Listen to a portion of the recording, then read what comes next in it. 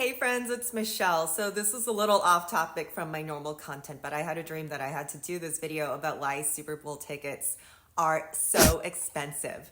Not just expensive, we expect expensive, but out of reach expensive for a true NFL fan. And we NFL fans, we should be pissed off, not just pissed off. These fans that support their teams season after season after season, decade after decade, even traveling to away games, are so priced out of the Super Bowl.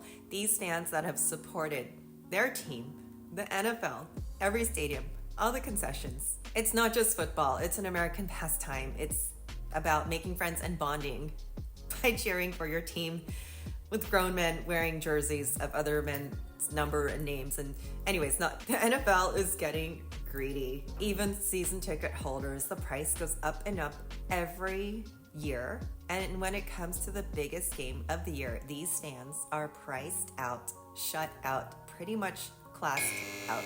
Yes, I know the Super Bowl is exclusive, but do you know really what the ticket prices are? As of today, it's a $6,200 minimum before taxes and fees, so probably like $7,000 just for one ticket. So there are many reasons why the Super Bowl is so expensive. First, it has everything to do with the location, being in Las Vegas, the party capital of the US, and being in the brand new Allegiant Stadium, the newest stadium of the NFL, state of the art, in which a regular game is the most expensive place to watch. Even a non-Super Bowl regular game, a seat is going to be the most expensive in the NFL.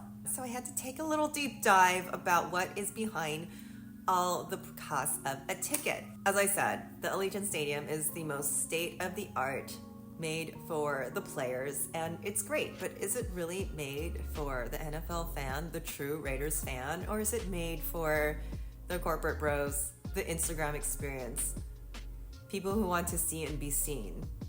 Like, I understand wanting a nice stadium, but the average fan does not need a $10,000 suite to watch the game in. So for a regular game, each suite in the stadium is a $10K minimum.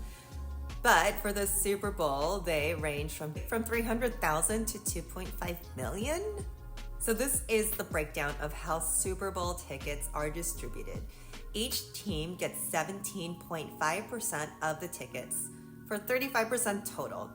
The host team, the host city, gets 5%. And then each one of the 30 NFL teams get 1%, and the sponsors get 30%. 30%, that's huge, which leaves no tickets available for the fans. Now, sponsors, we mean corporate sponsors, like you're spending millions. So Allegiant gets 30%. Other factors is the popularity of the teams. Okay, we've got the Niners and the Kansas City Chiefs. They've got huge traveling fan bases, so I understand. And of course, there's the destination. So the face value of the lowest ticket was $2,000, and now we're seeing them on resale for anywhere from $6,200 to $43,000, probably up, give or take.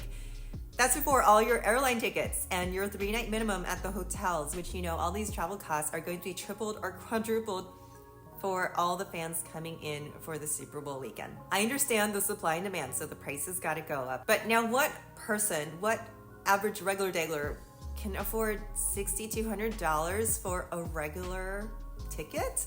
Now, in addition to that, that's before Ticketmaster fees, which are ridiculous.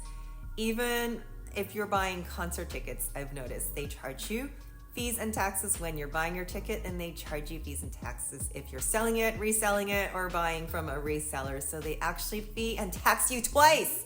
We are being ripped off, but what choice do we have?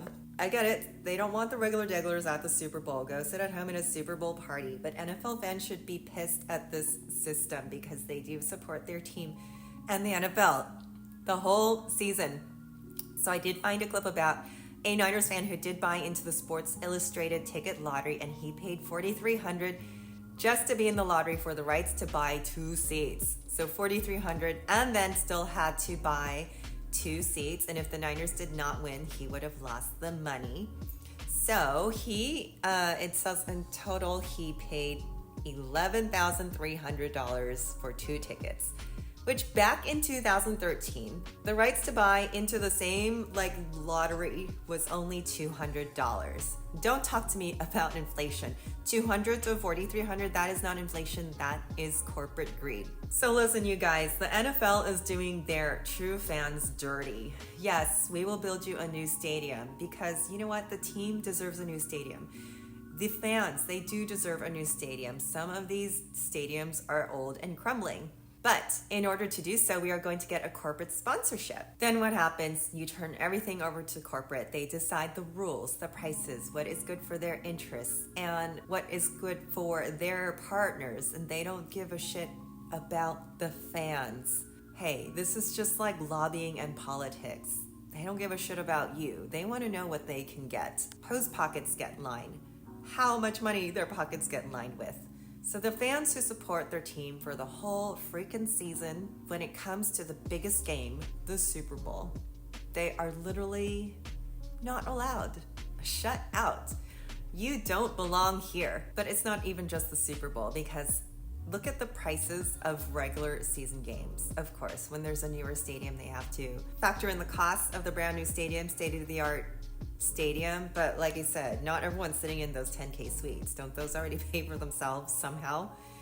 Are they catering to true NFL fans? Are they catering to the Raider fans? Or are they catering to a whole new demographic who wants to show off this lifestyle that I can afford this $10,000 suite? I got invited to this suite so I can show it off on Instagram and look like somebody. I've got this suite that has its own private bathroom and sushi chef. They don't care about the true fans. So let's also check out the Niners Stadium, also known as LEVI'S Stadium. So when the Niners decided to move to Santa Clara, this stadium was actually designed to be on the San Francisco Basin, with this gap here in the design where the fans could look out into the bay. So when those plans fell through and the team moved to Santa Clara, they did not even bother to redesign this thing. So now this gap, it just looks ugly and it has this view of office buildings. But not only that, I mean, it's very clearly designed to be the haves and the have-nots, the corporate boxes versus the regular fans. And the regulars will sit on this side and literally bake in the sun. The stadium is so hot because it was not made for the climate of Santa Clara. It was made for the climate of San Francisco. And the fans who bought the regular seats can't even sit there during the game because it's too hot. So they abandon them and stand elsewhere. And then you've got the big corporate boxes here just looking down at the Piddly Widdlies. This is awful. Yeah, the Niners fans were done an injustice with this horrendous stadium. So hey, look, on my channel, I talk about how these large corporations and companies, they get you to buy into the dream, into the lifestyle. So these corporations want you to buy into the 10K suites so that you can show off to be somebody. And it's not be somebody you are not. It's be somebody. Anyways, I digress. The corporation is fooling you into thinking that you need this thing to be a shell of a person or something. I don't know. I don't know what it is, because it's not even be somebody that you're not, because you're there. You exist. You're already there. So like all of this corporate greed, it's just being proliferated by social media. They're totally using it to make you feel like you need to keep spending your money, keep eating up for your Instagram. Hey guys, look, you can no longer afford to buy a house. It's unreachable. So just go ahead and spend it on your lifestyle. And these are the same corporations that are buying up farmland, real estate, everything in the area, so the average person can no longer afford it. And I'm tired of hearing the narrative that as long as people will pay, the prices will continue to stay high and keep going up higher. Okay, this is true, but there has to be a stop point. Like, I don't want to keep paying $12 for grapes, but what choice do I have? So now the NFL fans, and we are all about fandom for our team. We're being squished down, can I say? We're being squished down out of the club, the corporate club, because we're never going to be part of this club unless we own the corporation. And they are literally using you, us NFL fans, for what we are willing to pay. And that's even like $14 on a hot dog. Hey guys, if you're to this point of the video, I thank you for listening to my rant. I do like to rant about corporate greed, but I really made this video because it is unfair to the fans. I have been a Niners fan since Joe Montana, so I am a Niners faithful, and I am not even as like crazy faithful as some of these fans who travel to follow them to their away games and all that stuff. I totally respect that. That's what American football is about, and that's what supporting your teams is about. And now it's just a tool for NFL greed, corporate greed, and it's so sad. I don't know what the solution is, but thank you for listening to my rant. NFL fans, sports fans, everyone, it's gonna happen everywhere. We deserve better. Don't forget to smash that like, share, and subscribe. And one more thing, go Niners. Bye.